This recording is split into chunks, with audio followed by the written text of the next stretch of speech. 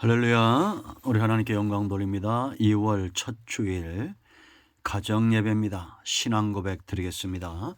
나는 전능하신 아버지 하나님 천지의 창조주를 믿습니다. 나는 그의 유일하신 아들 우리 주 예수 그리스도를 믿습니다. 그는 성령으로 잉태되어 동정녀 마리아에게서 나시고 본디오 빌라도에게 고난을 받아 십자가에 못 박혀 죽으시고 장사된 지 사흘 만에 죽은 자 가운데서 다시 살아나셨으며 하늘에 오르시어 전능하신 아버지 하나님 우편에 앉아 계시다가 거기로부터 살아있는 자와 죽은 자를 심판하러 오십니다. 나는 성령을 믿으며 거룩한 공교회와 성도의 교제와 죄를 용서받는 것과 몸의 부활과 영생을 믿습니다. 아멘. 말씀은 시편 119편입니다. 89절부터 96절까지의 말씀 보겠습니다. 여호와여, 주의 말씀은 영원히 하늘에 굳게 섰사오며 주의 성실하심은 대대에 이르나이다. 주께서 땅을 세우셨으므로 땅이 항상 있사오니 천지가 주의 규례들대로 오늘까지 있음은 만물이 주의 종이 된 까닭이니이다. 주의 법이 나의 즐거움이 되지 아니었다면 내가 내 고난 중에 멸망하였으리이다.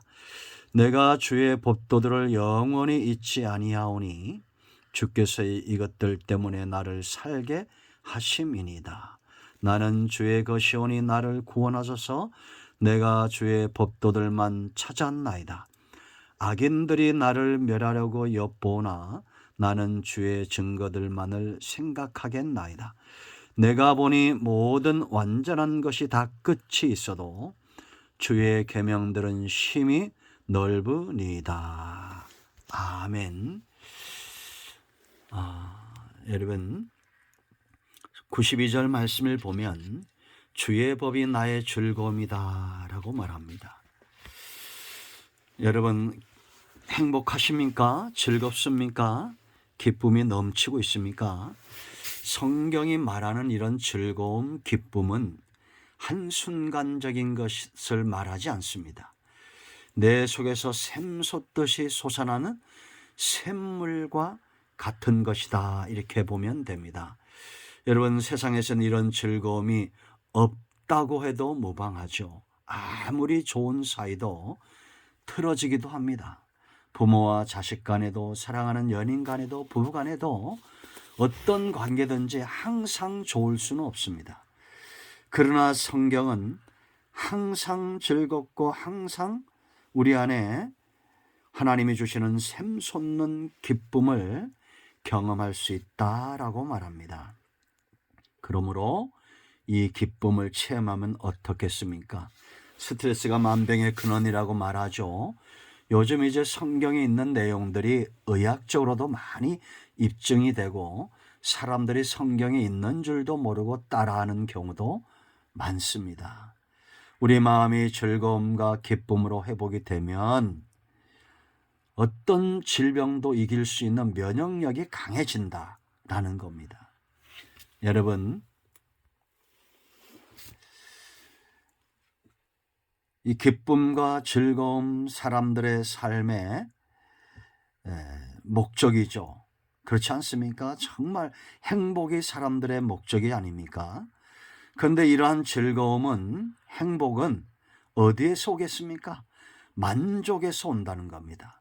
만족하지 않은 상태에서 우리가 즐거워한다, 기뻐한다, 행복하다, 그것은 잘못된 것일 수 있습니다. 거짓된 것일 수 있죠. 그러면 이 시인은 무엇 때문에 이렇게 즐거워할까요? 이건 다시 말하면 무엇 때문에 이렇게 행복할까요? 바로 말씀, 하나님의 입에서 나온 말씀으로 인해서 즐거워한다. 이 말씀이 나의 즐거움이고 이 말씀이 나의 만족이다 라는 겁니다. 물을 맛보아야 그 시원함이 내게 느껴지죠. 전이가 됩니다. 음식 맛도 맛보아야 됩니다. 그렇지 않습니까? 마찬가지로 이 말씀을 체험한 사람들은 참된 만족을 누리고 그로 인한 빼앗길 수 없는 가라지 않는 심령이 되어진다는 겁니다. 그럼 말씀이 왜 이렇게 우리에게 만족이 되고 즐거움이 될까요? 세 가지 이유가 있습니다. 그 첫째는 말씀의 불변성입니다. 하나님이 영원한 것처럼 하나님의 입에서 나오는 말씀도 영원하다는 겁니다. 세상에 이런 것은 없습니다. 공자의 말씀에 교훈이 있죠. 그러나 공자는 영원하지 않잖아요. 석가모니도 노자도 맹자도 요즘 유튜브에 노자에 대한 이야기들이 많이 떠돌고 있는데 그들은 다 죽은 사람들입니다. 한 말에 대해서 책임 소재를 따질 곳이 없어요. 그러나 하나님은 살아계신 분입니다. 이것은 체험한 자들만 압니다. 하나님이 영원하고 말씀이 영원한 거예요. 여러분 89절 말씀을 보세요. 여호와여 주의 말씀은 뭐라 했습니까? 영원히 하늘에 굳게 섰사오며 불변성을 이야기합니다. 그리고 90절에 주의 성실하심은 대대에 일어나이다. 주께서 땅을 뭐라 했어요? 세우셨으므로 땅이 항상 있사오니. 그런데 성경은 천지는 없어져도 하나님과 하나님의 말씀은 없어지지 않는다라고 말합니다. 이런 불변한 이유가 어디 있어요? 하나님이 90절에 성실하시다. 하나님이 성실하시기 때문에 그 말씀으로 하늘과 땅을 굳게 세우고 있다라는 겁니다. 그러므로 여러분 우리가 말씀에 붙들림 받는다는 것은 하나님의 성실하심에 붙들려 있는 사람입니다. 하늘과 땅을 굳게 세우시는 이 하나님의 성실하신 통치가 있어요. 그러면 왜 하나님이 성실하심을 그 말씀 가운데 하나님의 속성 가운데 그렇게 보여주실까요? 91절 보세요. 천지가 주의 규례들대로 오늘까지 있음은 이유를 말하죠. 만물이 뭐라 했어요? 주의 종이 된 까닭이니이다. 하나님이 성실하게 그 말씀대로 행하시고 땅과 하늘을 굳게 세우시고 그 가운데 있는 만물들을 영원히 있게 보존하시는 이유는 저와 여러분에게 적용하면 우리가 잘났고 못났고 하나님 보시기에 아름답고 아름답지 않고 그것이 이유가 아니라 우리가 하나님의 소유된 종이기 때문이다 라는 겁니다. 이해되십니까? 그럼 이제 생각해 봐야 됩니다. 부모는 자녀에게 성실하죠. 물론 안 그런 분들도 있습니다.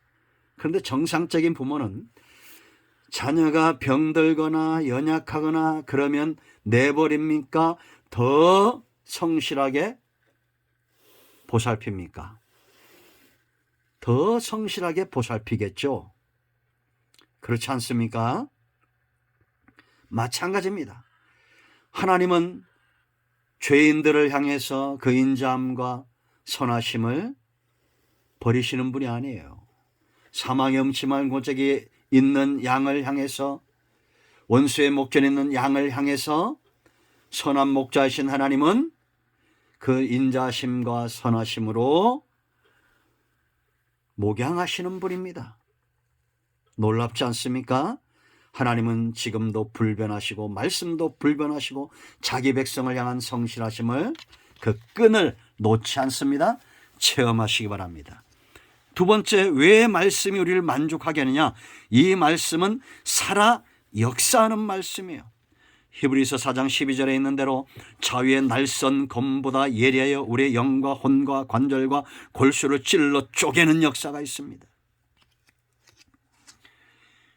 여러분 92절 말씀을 보세요. 주의 법이 나의 즐거움이 되지 않았다면 뭐라 했습니까? 그 다음에 내가 내 고난 중에 멸망하였으리이다. 고난에서 이기게 한단 말씀입니다. 이 말씀이 우리는 이 말씀 붙들고 의지하고 고난을 이겨나가는 겁니다. 고난보다 하나님의 말씀의 능력이 크지 않다면 우리가 신앙생활 할 필요가 없겠죠. 여러분 꿈을 이루는 사람들은 그 김승호 CEO 말 들으니까 하루에 100번씩 자기 꿈을 쓰고 주변을 본다는 겁니다. 주변에 책상이며 이 걸상이며 이런 모든 것들은 결국 누군가의 꿈이 이루어진 거라는 거예요. 그래서 자기도 그 꿈을 이루고자 한다는 겁니다. 그런데 성도는 그거보다 더 차원이 높습니다. 우리는 약속의 말씀대로 될 것을 믿는 자들이에요. 그러니까 고난 중에 여호와는 나의 목자시 내가 부족함이 없습니다. 내게 능력 주시는 자에서 내가 모든 것을 알 수 있습니다. 마인드 컨트롤이 아니라 그것 이상의 우리에게 주어지신 이 말씀의 권위와 권능을 사용하는 겁니다. 여러분 고난 중에 있습니까? 고난보다 더 큰 말씀에 붙들림 받고 이 말씀을 읊조리고 묵상하고 되뇌이세요. 시편 1편 여러분 묵상하시 바랍니다. 의인은 누구예요? 하나님의 말씀을 주야로 묵상하는 자예요. 자, 93절 말씀 보세요. 나를 살리는 말씀이에요. 살아 역사하는 말씀. 내가 주의 법도를 영원히 잊지 아니하오니. 이럴 땐 이유가 있을 거 아닙니까? 왜냐? 주께서 이것들 때문에 나를 살게 하심이니이다. 말씀대로 살게 하시고 말씀을 이루도록 하나님 우리를 또한 살려내셔야 되고, 우리가 죽고 실패해야 될 이유보다 살아야 되고 성공해야 될 이유가 훨씬 많은 존재들입니다. 살아 역사하는 말씀에 붙들림 받기를 축원드립니다. 세 번째는 왜 이 말씀이 우리를 만족하게 하느냐? 하나님과의 관계를 깊어지게 하는 가장 중요한 요인이에요. 말씀이. 여러분 우리가 멀리 있는 친척보다 누가 더 좋아요? 가까이 있는 이웃이죠. 이웃이라고 했으면 다 좋습니까? 조두순 같은 사람들이 이웃에 있다고 생각해 보세요. 아니잖아요. 그런데 내가 내 옆에 있는 이웃이 내 친구가 내 사랑하는 사람들이 내 자녀가 정말 괜찮은 분이라면, 정말 내 마음에 흡족한 사람이라면 그 관계가 깊어지겠습니까? 안 깊어지겠습니까? 깊어지겠죠. 여러분 세상에서 이런 사람 찾으려고 하지 말고 먼저 내가 이런 사람 되어줘야 됩니다. 내가 꽂히고 향기가 나면 벌은 저절로 날아오게 되어 있어요. 하나님이 세상을 통치하는 하나님의 나라를 이루는 방법이에요. 우리 교회가 큰 나무 된 이유라고 그랬죠. 내가 큰 나무가 되면 이 그늘 아래 저절로 사람이 몰려들어요. 하나님의 방편입니다. 관계가 깊어지는 거예요. 향기가 나면 벌은 날아오게 되어 있어요. 그래서 우리 성도님들은 이 말씀을 잘 전해야 됩니다. 향기 나게끔. 저는 그래서 은혜 받은 이후에 이 말씀을 전합니다. 여러분 제가 고성이 그 신안군 고성이 있죠. 그 고양이신 목사님을 알아요. 근데 며칠 전에 만났는데 그 지역에서 그 꼬막 조개 이런 게 유명하잖아요. 그러면 그거를 잘 포장하다가 조금만 흠이 있어도 그냥 폐기한답니다. 하나만 발견돼도. 그럼 그 있는 직원들에게도 안 준대요. 왜? 직원들이 가져가서 먹어도 될 텐데 그런데 안 한대요. 완전히 폐기한답니다. 제가 금산 인삼도 이렇게 다루는 걸 봤어요. 그러니까 좋은 소문이 나니까 장사도 잘 되는 겁니다. 교회가 지금 회복해야 될 것은 이런 복음의 향기입니다. 은혜의 향기고 말씀의 향기고 성도들이 그리스도인이다라는 소리를 들어야 됩니다. 그러면 전도는 되게 되어 있습니다. 관계는 깊어지게 되어 있어요. 세상에서 여러분들이 그런 존재가 되어줘야 돼요. 그런데 반대로 나는 하나님께 그런 영향을 받아야 돼요. 아시겠습니까? 그래서 여러분 94절 말씀 보세요. 나는 주의 것이오니 나를 구원하소서. 내가 주의 법도들만을 찾았나이다. 왜 찾겠어요? 세상에서 나는 꽃이지만 하나님께 대해서 나는 벌이에요. 세상 사람들은 내게 은혜를 쫓아 다가오죠. 왜냐? 하나님이 내게 주신 꿀이 있기 때문이에요. 그러나 나는 벌이 되어서 꽃향기 나는 그리스도께 하나님께 자꾸 날아가야 됩니다. 나는 주의 것이라는 거예요. 그 법도를 자꾸 찾아야 돼요.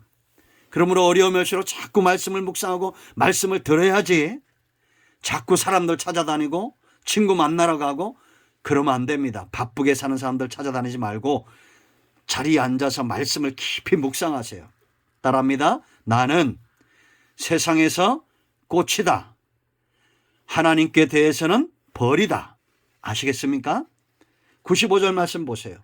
악인들이 나를 멸하려고 엿보나 나는 주의 증거들만을 생각하였나이다. 눈 돌리지 말라는 겁니다.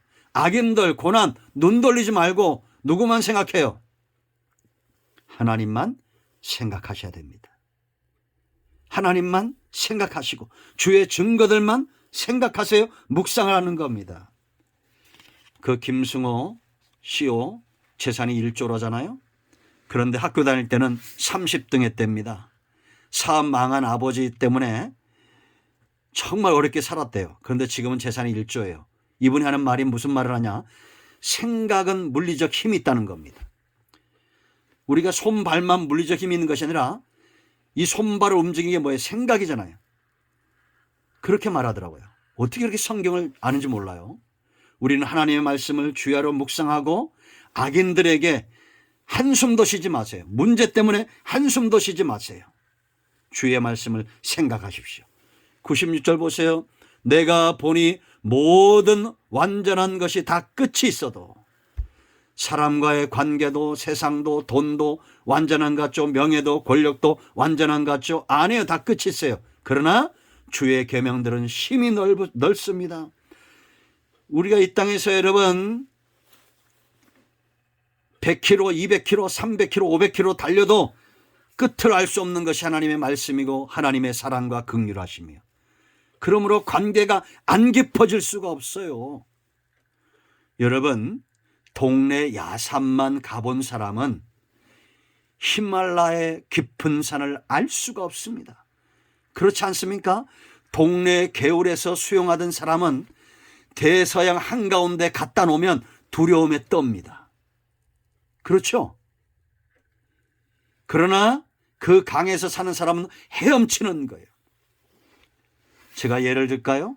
공자의 교훈이 동네 또랑물이라면 하나님의 말씀과 하나님의 입에서 나오는 말씀, 예수 그리스도의 복음의 능력은 대서양보다 깊습니다. 그러므로 헤엄치세요.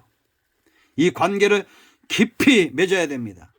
발목에 차고 무릎에 차고 허리에 차고 나중에는 헤엄칠 만큼 강물이 흘러넘치는 것이 하나님의 은혜의 역사입니다. 에스겔 47장 읽어보세요, 여러분. 37장 47장 읽어보세요. 마른 뼈도 살아나고 이 강물이 역사하는 것입니다.